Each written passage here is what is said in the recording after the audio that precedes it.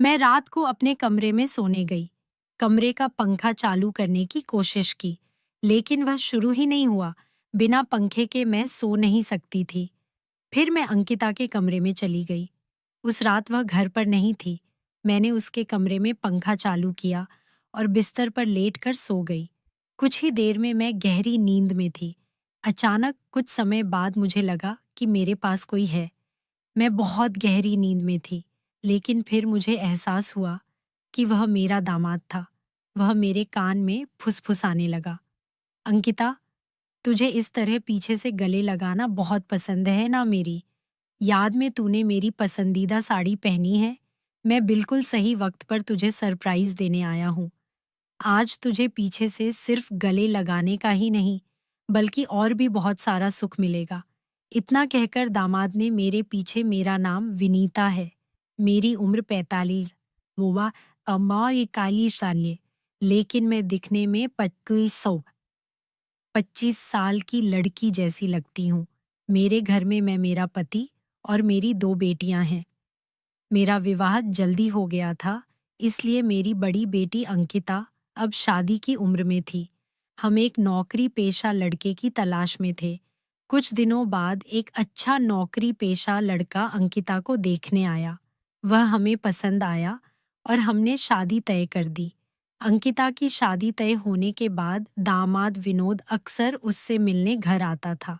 वह जब भी आता, पहले सास यानी मुझसे मिलता और मेरे साथ दोस्तों की तरह बातें करता। हम सोचते थे कि हमारा दामाद कितना मिलनसार और मधुर स्वभाव का है। वह मेरे साथ ऐसा व्यवहार करता जैसे मैं उसकी दोस्त हूँ। शादी के दिन विदाई के वक्त मैंने विनोद से कहा, "विनोद, मेरी बेटी का ख्याल रखना, उसे हमेशा खुश रखना। वह हमारी बहुत लाडली है।" उसने जवाब दिया, "सासू माँ बीवी को खुश रखना तो बनता है। बेटी खुश तो सासू माँ खुश। मैं अपने जीवन की 2 रानियों को कभी दुखी नहीं होने दूंगा।" उसने सबके सामने अंकिता के साथ-साथ मुझे भी रानी कहा। उसका खुला और बोल्ड स्वभाव मुझे पता था, इसलिए मैंने रिश्तेदारों की बातों पर ध्यान नहीं दिया। देखते-देखते अंकिता की शादी को 15 दिन हो गए। शादी के बाद वे इतने व्यस्त हो गए कि अंकिता को मायके आने की रस्म के लिए भी समय नहीं मिला। मैं उसे बार-बार बुलाते-बुलाते थक गई थी। मेरी 2 बेटियां हैं, अंकिता और उसकी छोटी बहन आरती अभी 8वीं कक्षा में थी। मेरा विवाह जल्दी होने की वजह से मैं अभी भी अपनी बेटियों की बड़ी बहन जैसी दिखती थी। मेरा यौवन अभी भी बरकरार था। मैं जवान दिखती थी। पिछले कुछ दिनों से मैं अंकिता के पास नहीं जा पाई थी। मुझे उससे मिलने की बहुत इच्छा थी। आरती को भी अपनी बड़ी दीदी की बहुत याद आ रही थी। एक दिन मैं पेड़े लेकर अंकिता के घर गई। मैं बहुत खुशी से गई थी, यह सोचकर कि मेरी बेटी सुखी होगी, क्योंकि उसका और विनोद का रानी महारानी जैसा संसार था। विनोद के माता-पिता गांव में रहते थे और शहर में कम ही आते थे। लेकिन जब मैं अंकिता के घर पहुंची, तो जो देखा उससे मैं स्तब्ध रह गई। मेरी अंकिता की आंखों में आंसू थे। मुझे देखते ही वह मेरे पास आई और मुझसे लिपटकर रोने लगी। वह बहुत दुखी और डरी हुई लग रही थी। मैंने उससे रोने का कारण पूछा, लेकिन उसने कुछ नहीं कहा और अपने कमरे में चली गई। उस वक्त वहां विनोद भी था। मैंने उससे भी अंकिता के रोने का कारण पूछा, लेकिन वह कुछ बताने को तैयार नहीं था। मैं अंकिता के पीछे उसके कमरे में गई। वहां मैंने पहले उसे शांत किया। मुझे लग रहा था कि दामाद और अंकिता के बीच कोई विवाद हुआ होगा। नई नई शादी थी, तो मैंने सोचा कि पति पत्नी के बीच छोटी मोटी तकरार हो सकती है। अंकिता अपने पति से नाराज हो गई। मैंने उसे शांत करने की कोशिश की, लेकिन वह मुझसे खुलकर बात नहीं कर रही थी। जब भी विनोद कमरे में आता, अंकिता डर जाती और बार बार दरवाजे की तरफ देखने लगती।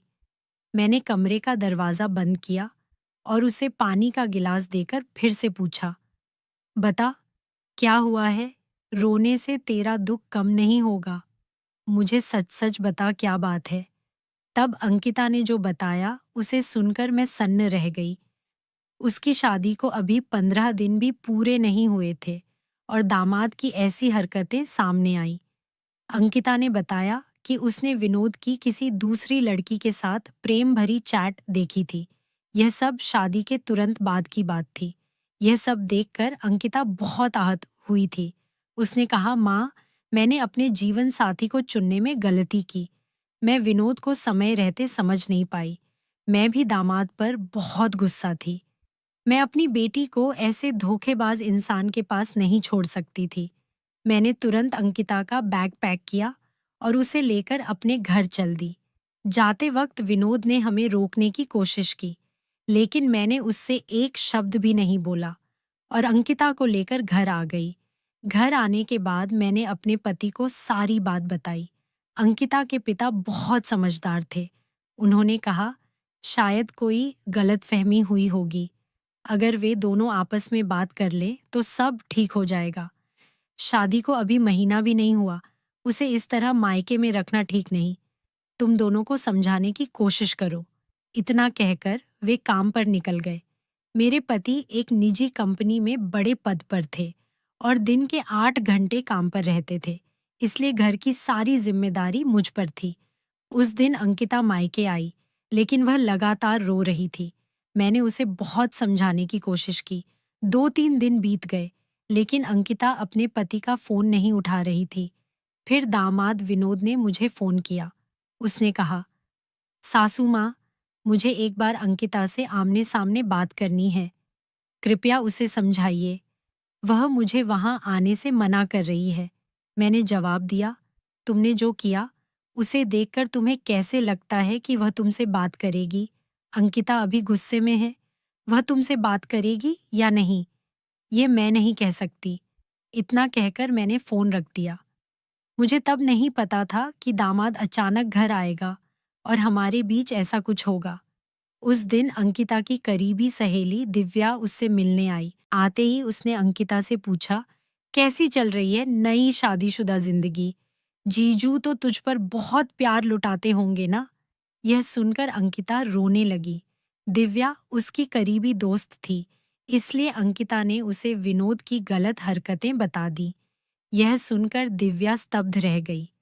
उसने अंकिता को समझाया, सब ठीक हो जाएगा, नहीं तो तू कोई फैसला ले ले। मैं अपनी बेटी के हर फैसले के साथ थी। वह जो चाहे मैं करने को तैयार थी। लेकिन अंकिता ने दिव्या की बात का जवाब नहीं दिया। तब दिव्या ने कहा, तू जो भी फैसला लेगी वह सही होगा। अब यह रोना बंद कर। चाची ने बताया कि तू 2 दिन से रो रही है। तुझे इस माहौल से बाहर निकलना चाहिए। दोस्तों के साथ थोड़ा समय बिताएगी तो बेहतर महसूस होगा। आज रात हमारी दोस्त पायल की जन्मदिन की पार्टी है। उसने तुझे भी बुलाया है। शायद तूने उसका मैसेज नहीं देखा, इसलिए उसने मुझे फिर से न्योता देने को कहा। अंकिता पार्टी में जाने को तैयार नहीं थी। वह उसी गलत इंसान के ख्यालों में डूबी थी, लेकिन मैंने और दिव्या ने उसे बहुत मनाया, तो वह जाने को राजी हो गई। उस रात अंकिता अपनी दोस्त के घर रुकने वाली थी। अंकिता के पिता भी घर नहीं आने वाले थे, क्योंकि कंपनी के काम से उन्हें बाहर जाना था। संध्या 7 बजे दिव्या अंकिता को लेकर चली गई। मैंने घर का काम निपटाया। रात को घर में सिर्फ मैं और मेरी छोटी बेटी आरती थी। रात को मैं अपने कमरे में सोने गई, लेकिन पंखा चालू नहीं हुआ। बिना पंखे के मैं सो नहीं सकती थी, इसलिए मैं अंकिता के कमरे में चली गई। वह उस रात घर पर नहीं थी। मैंने उसके कमरे का पंखा चालू किया और बिस्तर पर लेटकर सो गई। कुछ ही देर में मैं गहरी नींद में थी। अचानक मुझे लगा कि मेरे पास कोई है, मैं नींद में थी। तभी मेरे मुंह पर किसी का हाथ आया और कानों में फुसफुसाहट सुनाई दी।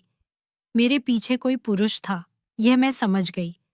उसने मेरा मुंह दबा रखा था और कमर से मुझे तदास लिया था, जिससे ना मैं बोल पा रही थी ना हिल पा रही थी। मैं चुपचाप उसकी बातें सुनने लगी। जब मैंने ध्यान से आवाज सुनी तो समझ आया कि वह मेरा दामाद था। वह मेरे कान में बोला, अंकिता, तुझे इस तरह पीछे से गले लगाना बहुत पसंद है ना? मुझे पता है तेरा गुस्सा अब शांत हो गया है, इसलिए तूने मेरी पसंदीदा शादी पहनी है। मैं सही वक्त पर तुझे सरप्राइज देने आया हूँ। आज तुझे पीछे से सिर्फ गले लगाने का ही नहीं, बल्कि और भी बहुत सुख मिलेगा। इतना कहकर वह चुप हो गया। फिर उसने ऐसा व्यवहार शुरू किया जिसकी मैंने कल्पना भी नहीं की थी। उसने मुझे पीछे से जोर देने की कोशिश की। उसका बढ़ता स्पर्श देखकर मैं समझ गई कि वह आगे क्या करेगा। कमरे में मंद रोशनी थी, इसलिए उसे मैं देखी नहीं। मुझे बहुत डर लग रहा था। उसका जोर बढ़ता जा रहा था। मुझे उससे दूर होना था। मैंने पूरी ताकत लगाकर खुद को बिस्तर से नीचे धकेल दिया।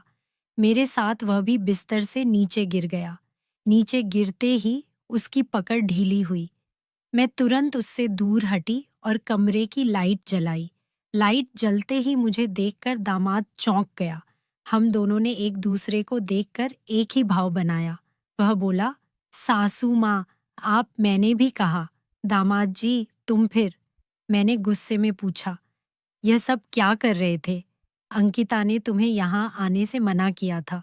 फिर भी तुम आए। तुम्हारा यह व्यवहार मुझे बिल्कुल पसंद नहीं आया। अभी के अभी यहाँ से निकलो।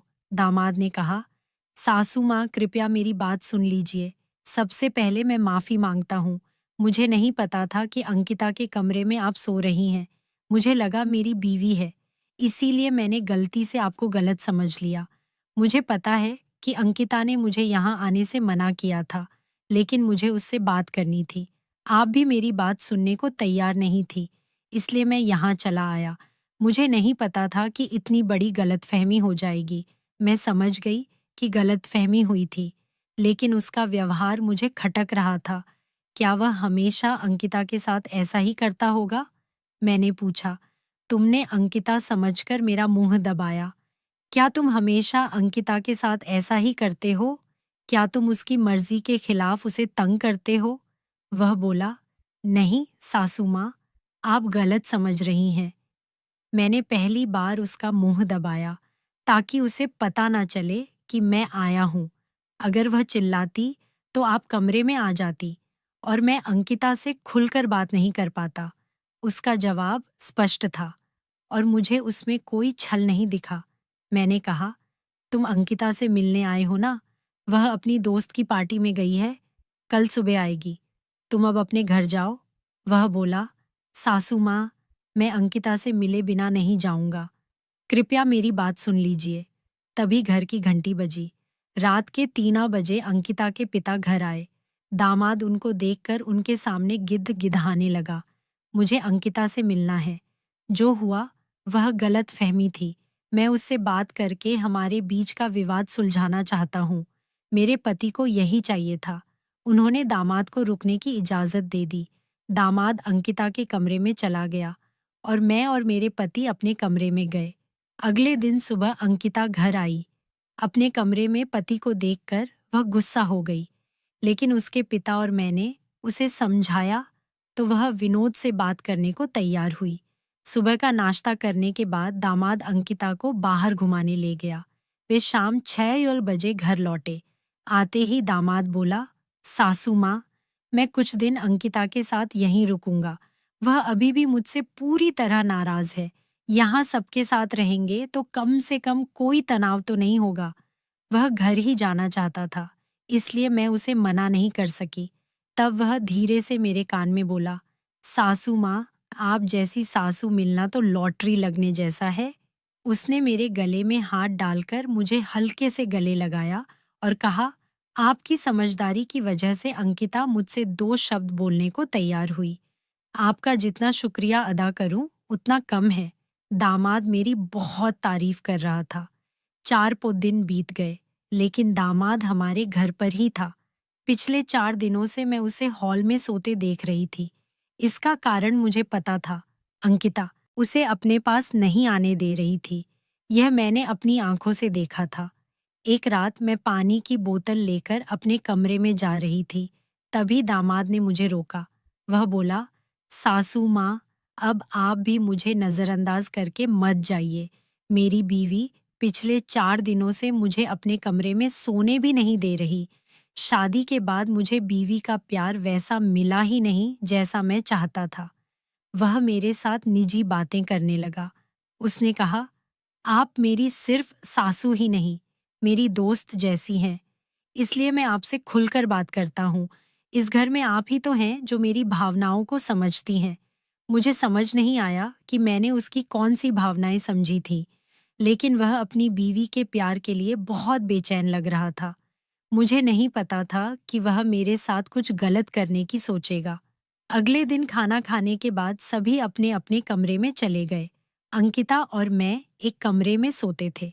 अंकिता के पिता दूसरे कमरे में और दामाद के लिए एक अलग कमरा तैयार किया गया था, जहां वह अकेले सोता था। उस रात घना अंधेरा था। रात के 12 बज चुके थे। विनोद को नए स्थान की वजह से नींद नहीं आ रही थी। वह बार-बार करवटें बदल रहा था। आखिरकार उसने अंकिता को फोन पर मैसेज किया। अंकिता देखना, मैं यहाँ 2-3 दिन के लिए आया था, लेकिन अब हफ्ता हो गया। हमारी मुलाकात नहीं हुई। प्लीज मुझे माफ कर दे।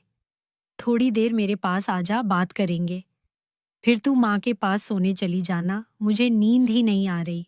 वह बार बार विनती कर रहा था, लेकिन अंकिता गहरी नींद में थी। उसका फोन मेरे पास था। मैंने जवाब नहीं दिया। फिर उसने फोन किया। मैंने फोन काट दिया और मैसेज किया, तुम्हें थॉट भी शर्मानी चाहिए। मैं माया के आई हूँ और माँ के साथ सो रही हूँ। अगर मैं अब बाहर आई तो माँ क्या सोचेगी? लेकिन वह बार बार अनुरोध करने लगा। बस आधा घंटा आजा, फिर माँ के पास चली जाना। मुझे दामाद पर दया आ गई। मैंने सोचा ठीक है, जाकर बात कर लेती हूँ। मैंने मैसेज किया, ठीक है, मैं आती हूँ, दरवाज़ा खुला रखना। अंकिता सो रही थी और विनोद को बिल्कुल अंदाजा नहीं था कि उसे जवाब देने वाली मैं उसकी सासू हूँ थी। उसने अपने कमरे का दरवाज़ा थोड़ा खुला रखा और कंबल ओढ़कर लेट गया। मैं धीरे धीरे उसके कमरे में गई। कमरे में लाइट बंद थी और चारों तरफ अंधेरा था। मैं कंबल ओढ़कर उसके बगल में लेट गई। जैसे ही मैं लेटी, विनोद ने सोचा कि मैं अंकिता हूँ। उसने मुझे अपनी ओर खींचा और गले लगा लिया। मैं भी उस पल में बहक गई थी। जल्दबाजी में मैंने बिना कुछ सोचे समझे कपड़े उतार दिए। विनोद को तुरंत कुछ और करने की जल्दी थी। उसने एक हाथ से मुझे पकड़ दा, लेकिन अचानक उसे कुछ अजीब लगा। वह मन में सोचने लगा, अंकिता तो पतली दुबली है। मुझे यह क्या महसूस हो रहा है? मैं अंकिता से थोड़ी भारी और लंबी थी। हालांकि दिखने में हम एक जैसी थी। उसे कुछ गड़बड़ लगी। वह मुझसे बात करने की कोशिश करने लगा, लेकिन मैं चुप रही। तभी उसने जल्दी से अपना मोबाइल लिया, लाइट जलाई और देखा कि उसके बगल में मैं उसकी सासू थी। यह देखकर वह सन्न रह गया। उसकी शर्म से गर्दन झुक गई। वह घबराकर बोला, अरे भगवान, मैंने ये क्या कर दिया? मेरे से कितनी बड़ी गलती हो गई। लेकिन मुझे ज्यादा फर्क नहीं पड़ा। मैं शांत रही और मुस्कुराकर बोली, दामाद ऐसा क्यों बोल रहे हो? कुछ हुआ ही नहीं। इसमें तुम्हारी कोई गलती नहीं। मैं खुद तुम्हारे पास आई। मुझे इसकी जरूरत थी। तुम्हारे ससुर को कंपनी के काम की वजह से कई दिन हो गए। उन्होंने मेरी ओर देखा तक नहीं। मुझे भी तुम्हारे साथ समय बिताने की इच्छा थी। उस दिन जब तुम मेरे बिस्तर पर आए और मेरे पीछे से मुझे छुआ, तभी से मेरे मन में यह ख्याल था। लेकिन लेकिन मैं किससे कहती? अब तुम ही बताओ, मैं क्या करूं? यह सुनकर विनोद थोड़ा शांत हुआ। उसने मेरे पास आकर मुझे जोर से गले लगाया। तभी अंकिता ने यह सब देख लिया। वह तुरंत बाहर आई। मुझे देखकर मैं हक्का बक्का रह गई। मैंने खुद को संभालते हुए कहा, अंकिता, दामाद ने मुझ पर गलत नजर डाली। वह मेरे साथ गलत करने की कोशिश कर रहा था। ऐसे इंसान के साथ मैं तुझे अब नहीं रहने दूंगी। कल ही जाकर हम तेरा तलाक फाइल करेंगे। मैं बोल रही थी। तभी अंकिता के पिता भी वहां आ गए। उन्हें देखते ही मैं रोते हुए उनसे लिपट गई और दामाद के सारे गलत व्यवहार उन्हें बताए। लेकिन उसकी बातें सुनकर मेरे पति गुस्सा नहीं हुए। मैंने कहा, अंकिता के पिता, तुम्हारी पत्नी पर एक पराये मर्द ने गलत नजर डाली और तुम शांत हो। कल ही हम अंकिता को इस नालायक से दूर करेंगे। मैं अपनी बेटी को इसके साथ अब नहीं भेजूंगी। मेरे बोलने पर अंकिता के पिता मुझे देखकर हंसे और बोले, विनीता, तेरा यह रूप भी है? मुझे नहीं पता था। उनके रुकते ही अंकिता बोल पड़ी, माँ, तुझे तो अपनी एक्टिंग के लिए पुरस्कार मिलना चाहिए। तूने कमाल की एक्टिंग की। मैंने कहा, एक्टिंग तू ये क्या बोल रही है? वो बोली, हाँ, मेरे पति को फंसाने की एक्टिंग। तू मेरा विवाह तो ढहना चाहती थी, है ना? इसलिए तूने शुरू से ही विनोद को अनजान नंबर से प्रेम भरे मैसेज भेजे। इतना ही नहीं, आवाज बदलकर तूने प्रेम भरी रिकॉर्डिंग भी भेजी, ताकि मैं उन्हें सुनकर और देखकर विनोद पर शक करूं और उसे तलाक दे दूं। लेकिन तेरा पहला प्लान फेल हो गया।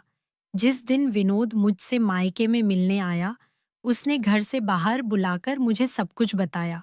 जब तू मुझे मायके ले आई, तब विनोद ने उस नंबर की जांच की जिससे उसे मैसेज आए थे। वह नंबर तेरे नाम पर निकला। हम जानना चाहते थे कि तू यह सब क्यों कर रही थी। इसीलिए विनोद ने मुझे चुप रहने को कहा। उसका हर रात हॉल में सोना, यह सब उसके प्लान का हिस्सा था।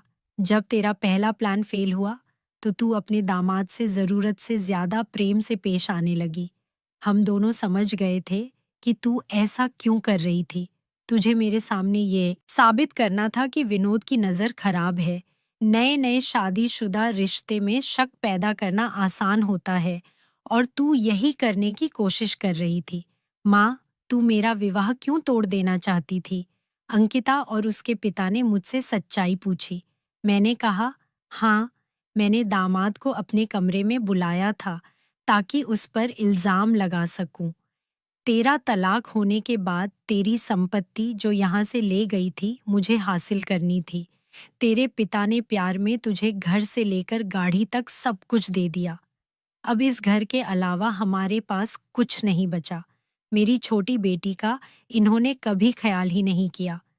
यह सुनकर मेरे पति बोले, विनीता अंकिता की माँ के गुजरने के बाद मैंने तुझसे इसलिए शादी की क्योंकि तू उसकी सगी मासी थी। मुझे लगा तू अंकिता को कभी अलग नहीं करेगी, उसे अपनी बेटी की तरह प्यार देगी। लेकिन तू हमेशा अंकिता और अपनी सगी बेटी में भेदभाव करती रही। अंकिता ने कभी मुझसे तेरी शिकायत नहीं की, लेकिन आज तूने अपनी सौतेली माँ का असली चेहरा दिखा दिया। दोस्तों, अगर कहानी पसंद आई हो तो वीडियो को लाइक करें और चैनल को सब्सक्राइब करें।